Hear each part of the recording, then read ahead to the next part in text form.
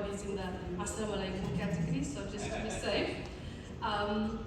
You forgot to say I'm passionate about families and making a change, and that's all I saw that on my intro. But you'll hear as I speak that I am passionate about families. And there was a Facebook memory that popped up. Okay, I'm going to time myself. You can time me, Yumna, but I'm also going to time you. And in the video, I had a meltdown 2021, 20 minutes long. I don't do lives generally. I had seen a boy, 12 years old, the day before.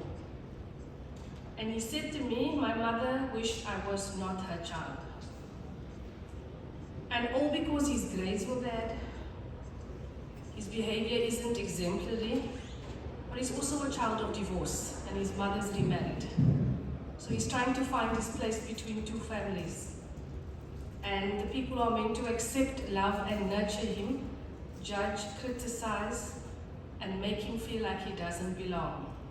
So I had a meltdown, and it's on camera. Snot and trana. And I had no tissues, I had to use my sleeve. It was quite ugly. But the whole point of the memory, I think Allah's timing is so divine that I had to see this video the day before I give this talk. They said to me, what do you want to talk about? And, I can talk about anything. But the topic I chose was this: the negative impact of poor emotional connection in childhood on the family dynamics in adulthood. I see children from age 7 to, guess how old's my new oldest client? 73. And she contacted me online via Psychology Today. So for me, are you too old to change, to heal? No. So I hope whatever brought you to this talk today, there's something in the content that's meant for you that will land in a place that will serve you to make a change or a shift in your relationship towards yourself and towards your children, inshallah. Okay, on that note, that's me, all of that topic. Oh, my practice is called Happy Confident Me, and you know how I wish I could go back in time and change it? Because that's what I thought. I wanted to make happy, confident children. But you know how hard it is? Because it's the adults I need to make happy, confident first, their parents, before I can actually impact them. But I do what I can. Okay.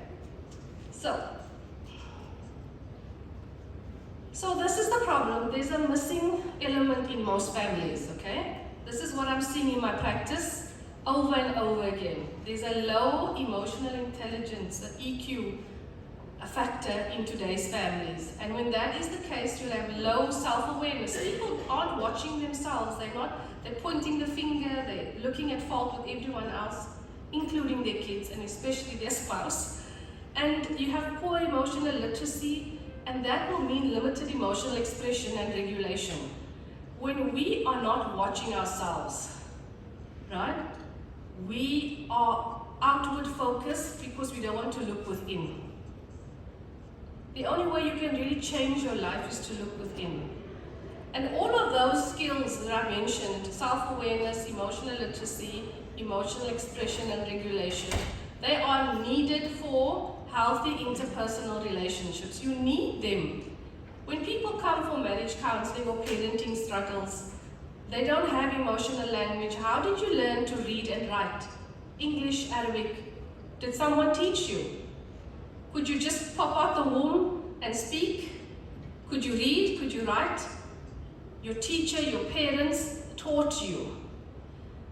So, if no one modeled emotional literacy, guess what you have? You have zero emotional literacy. Healthy relationships depend on emotional literacy. Can a person who cannot read go to university? No. So all of us are in relationships. We are in these relationships, marriage and parenting, that require emotional literacy. And we are at a very low point. And a loving self-connection, the way you feel about yourself, the way you see yourself, is so important. Because this is from this space you connect to everyone else. Traditional parenting practices, and it's not Islamic parenting practices. Please take note. I will never use those two together because we like to say we've always been this way. But the power dynamic is I know everything, you know nothing. I tell you what to do. You have no say without me. And this extends all the way into adulthood. Okay? I'm not taking away from the respect our parents deserve. But I am going to talk about the conditions of respect. So, when this happens to you, it leaves you with childhood emotional neglect. And this is going to be a problem for you in adulthood. So often people are like, oh, I had a happy childhood. I'm like, then tell me a story. They tell me the most horrendous thing that equates as trauma, but I had a happy childhood. Trauma isn't a hiding. It isn't no food. Trauma is lack of emotional connection. If you come home every day of your life and your parent never asks you how you are or speaks to you in a loving way, it's trauma. We look to our parents for who we are. And when they don't give it to us in childhood, we go around looking in adulthood in the wrong places. But we had to have had the model built in our childhood. Okay. So I need to move to the next slide. So when the parent is not present, and this is a lot, and responding to the child's emotional needs, this is when emotional connection is missed. They may even see this as an unnecessary need. Why? Because they give you everything. You go to the best school, you go on Umrah every year, we go on an overseas holiday, you have the best of the best. But shinier material things do not equate emotional needs. They're just more expensive. Okay. And emotional connection is what children need to feel safe, seen, heard, and loved, and soothed. So when we look at how a lot of adults are struggling in adulthood, all these angry adults, these angry teenagers, how many angry children I get brought? So guess what I say to the child? Whose struggle is like that? Who gets mad like that? They say without a second passing, my daddy does that, my mommy does that. Your children are mirroring and modeling your anger style. So your lack of emotional skills become their lack of emotional skills. And sadly, the kids who come for therapy outgrow their parents on EQ. They are able to identify, regulate, and express. However, when they say how they feel, they often get punished. Because the parents are seeing it as rudeness and backchat, not emotional expression. So I still need parents to come to the table. I still need parents to be present in their own healing. Who thinks therapy is for crazy people? People with mental illnesses. Who thinks that's what therapy is? Mentally, in my mind, someone put up their hand, okay, right. Next thing. For me, therapy is emotional support. Who wants more emotional support? Who wants more emotional support without judgment? Who wants emotional support where you're not an inconvenience? Oh, so you all want therapy. Welcome. I'll see you later. So for me, that is what therapy is. And there was a 12-year-old girl who came the one time, and she sat down and she said, I said, what's wrong? I am just so grateful to be here. I said, for 6 years, take me to a therapist. I said, how old are you? 12. I said, when you were 6, you knew? Yes, when I was 6, auntie, I knew my family was toxic. And what does the system look like? Her mother is a second wife. Her father is married with older kids. And she is a pawn in the middle. She doesn't fit in anyway. Okay, so that's her. And she's observed everything. She's observed like everything. And she comes with her iPad and she flips through the notes that she made since our last session. Very organized. No adults have even done that. So she's coming prepared to work on her stuff. Okay. So I don't know how many you know Maslow's hierarchy of needs is used in a lot of things. So Abraham Maslow is the founder of this wonderful pyramid. So this is where Muslim people are and other people of color. The bottom tier, physiological needs, breathing, food, shelter, sex, sleep, homeostasis, your bodily functions, there we go. Second tier, safety, security of body, employment, resources, security of family, health, property. Then the next tier, love and belonging, friendship, family, and sexual intimacy. Then we have self-esteem, okay? Self-esteem, confidence, achievement, respect for self and others. When children are coming or adults are coming, they want self-esteem, they want that. But if you look down to the bottom things, there's no family connection, cohesion, there's no sense of belonging, there's just family issues and family drama. I don't know other words to describe it, where people don't talk to each other. I've got clients, kids whose parent and grandparent live together but don't speak. How is that healthy for a child? Oh, she's rated me 10 out of 10, mashallah, okay. And then we have the last tier, the self-actualization. This is where we want to go. This is where morality, creativity, spontaneity, problem solving, lack of prejudice, and acceptance of acts. When you get to self-actualization, you're very zen. You don't judge people, you want to heal the world, you want to change, you want to give away your possessions. So I say for me, I had to put the people I know who I admire, I would put the people in my lifetime, I would put the late Nelson Mandela on top there. Someone who said, don't give me so much money in my salary, give me less, give it to those in need. Selflessness, okay. And of course, on a religious note, the Prophet ﷺ, top tier, most influential man in all history apparently. And they tried to disprove it, but they couldn't find anyone else. The criteria was met over and over again. I know there may be non-Muslims attending, but we as Muslims should have the absolute best way of parenting. And because I've seen inside thousands of families, the answer is no, it's not happening. The Prophet, peace be upon him, modeled acceptance, patience, play, non-judgment for children. If you want to be a good dad, take a page from that book. Providing for your kids is great, but nurturing them is even greater. Okay, so what happens is, this is where we end up. Childhood emotional neglect. And Janice Webb, 2015, I was asked to write a piece in Sisters magazine, and I was given a book to read. It was called Running on Empty, Overcoming Childhood Emotional Neglect, and that's where I met Janice Webb. Was meant to be in my life as a book. And childhood emotional neglect does not happen to the child like abuse or trauma. Instead, it's something that fails to happen for the child, like emotional awareness, emotional validation, and emotional discussion. It's so subtle. People aren't even aware, but it's beneath the parent's consciousness and awareness. And then you get to adulthood and you're confused because you say that your childhood is happy and that you love your parents, all the things you're supposed to say, but you have a disconnected, fragmented sense of self. Or you can't remember your childhood. Tell me about something when you were 5, I don't remember. When you were 7, I don't remember. But you said you had a happy childhood. Why are your memories blocked from you? So when the first 7 years of our life, our brain is in the theta state.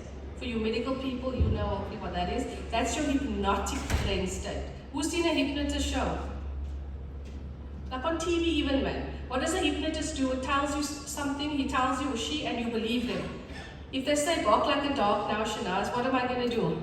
I'll be barking. In your theta state, a child doesn't question the parent. Every message they get becomes their truth. So while you are having 4 PhDs in your adulthood, you still think you're not clever. Because your conditioning in 0 to 7 is, you don't want to study, you're not going to be clever, you're going to be nothing one day. So you're still trying to prove to your 5-year-old self and your parent that you're worth something. And it's such a sad thing to see because you are worth something. Degrees and things do not make you something. So the 10 common struggles of people. So when people come to me, I give them a test, they test positive, and then their homework comes. So this is one of the sets of homework to identify the struggles they have in adulthood. And that feeling of emptiness, that numbness, that disconnect. It's like I'm on the outside looking in. I have this beautiful family, I'm supposed to be happy, but I have to fake it. The second one, you don't like depending on people. You're a tough cookie. That is a trauma response to not need people. You're not supposed to do it on your own. Because as a child, you were left to cope on your own. You feel as if people aren't trustworthy or safe or dependable. Lack of self-knowledge. What is your favorite color?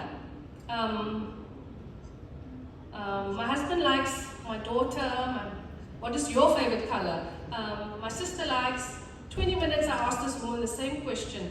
She lacked self-knowledge. I didn't wear brown for 10 years because my sister told me, is my time up? Can't be. Because she told me I look like a droll. Those are not Afrikaans, that would be poop. So for 10 years my brain didn't want brown because I felt I looked unattractive. The power of messaging, this is in adulthood, the power of messaging is so powerful from the people we care about. If a stranger told me inside the Woolies, I wouldn't have mattered. But this came from a sibling. Okay. The tendency towards guilt and shame, I've missed one. Poor self-compassion. You're so kind to everybody, but nothing for yourself. You have a self-directed anger and self-blame. You are always the problem. You're always the problem because you were told you're the problem. And there's a deep sense of being flawed or different, and you struggle with self-care.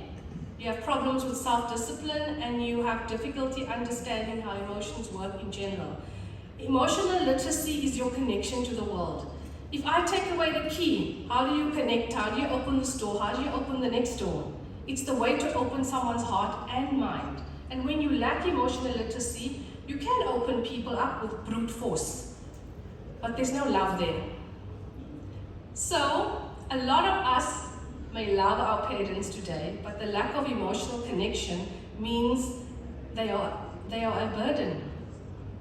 I'll go by mommy, but as soon as I'm done, let's go somewhere else. An emotional connection in adulthood for you as an adult and your elderly parent isn't this. Oh, I saw you by the beach. Mommy also likes that beach. Why didn't you fetch me? Oh, I saw you went for supper there on your status. I also like that restaurant. Why aren't you fetching your parent to go with you?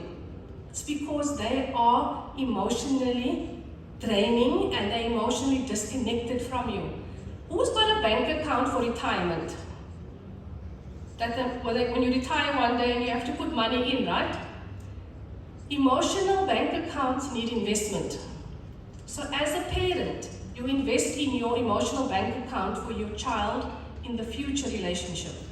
So when elderly age comes for you, right, you can cash in your emotional investment. If you did not make an emotional investment in your child, and here, what does the elderly parent want? They want quality time, they want you to be emotionally available, ask me how I'm doing, care about me. But the adult child is struggling with skills that they did not get. Nobody modeled to you nurturing. Does that make sense? So this emotional bank account often is in negative and you are overdrawn. I'm not here to judge. I'm a recovered angry perfectionist. I was the worst parent I know of. If you can top what I've done to my child, you can come and stand on the stage and you can do the talk. And anyone who's been to a workshop knows I out myself. But I had to change my whole life when my son ran away at 13. I started to want to fix myself and then other families because I had a hard lesson. You don't want to have something happen to your child before you wake up. He's 25, he was 13. For the last 12 years, all I've been doing is repairing the broken bond. Angry perfectionist parents are the worst. We don't love, we judge. We criticize, we belittle. We only want trophy children. So did I invest in the emotional bank account with my child? For the first 13 years, no. But the last 12 years, yes, because it's not too late. So I think we actually really don't have any more time to do any of the other stuff. But yeah, I'll take what I can get. There are other slides, but we don't have time to do them. So these are the assumptions that people with CEN have, that you don't need any help. You can do it on your own. You may say, whatever you want is fine with me. You don't feel anything. You tell yourself you're lazy. There's no point. It doesn't matter. It's my fault. My feelings don't matter. I can handle it. I'm not as smart, attractive, capable as others. I don't fit in anywhere. I should just be happy. I should stop feeling this way. I don't know what I want. And it's not as simple as that. You know why? Your neural pathways from childhood are fixed. But neural pathways can change. We can grow new ones. We can reconnect and give ourselves different messages. My feelings do matter. I do know what I want, and I should say now, I don't want ice cream. Can we go for waffles? Just as something as simple as that, standing up for yourself. So I hope that, I think my time's up. Shenaaz giving me a side eye. So for me, I can't believe, how can this only be the 14th slide? What are the other slides saying? I don't know. Oh, there's more. Okay. Oh yeah, so now I'm going to end off on this one. These are the 7 emotional skills that you lack if you have childhood emotional neglect. You don't have emotional awareness, so you don't know what feeling is going on. You don't even know you're having a feeling, and feelings are messages about what needs to be done for you. The second thing is you don't know how to identify it. Who can name more than 5 feelings? Put up your hand. Angry, sad, happy, scared. What's the other common one? Hey? Worried. There's joy, that's 6. Fear, 7. Love. Can you go there? Is that it? Excitement. Embarrassment. Bashfulness. Shyness. Loneliness. Rage. Unprocessed anger turns to rage. So there's an emoji where the angry guy is there, then he turns red and his teeth come out, and the children know, then that's rage. Unprocessed anger becomes rage. Anger is not the bad guy. If someone is stamping on your rights, you become angry so you can rise up to make the change. It's how we process emotion. The next thing is accept your feeling without judgment. People struggle with that. Is that the rain? Okay. People judge their feelings because they were judged as children. I'm almost done, okay?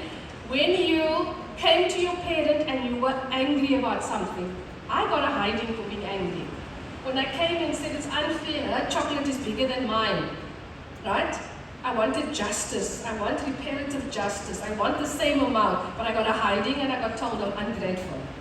Being able to process your emotion without judgment is a skill. Then you also attribute it to a cause. You think your child just triggered you now, but this is an old feeling that your child just touched on. The event is a 2, but you are a 10. It isn't about the child doing that thing. It's about your parent doing the same thing your child just did, that you are not aware of, that happened to you as a child.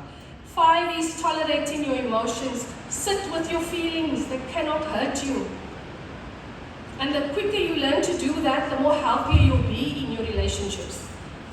Then managing your emotions is about how can I manage my anger? What do I do with my sadness? I teach kids coping mechanisms for their different feelings. And they're really good at learning breathing and meditation. Someone told me, I don't need to meditate, I make salah. So I said, mashallah, but salah is connection with Allah. Meditation is connection with yourself. And you need both. Then lastly, express your feelings. Say how you feel in a conscious, respectful way that doesn't hurt another, but is released for you. Okay, we officially have no more time, and I'm sadly going to have to stop at slide number, I can't see. Okay.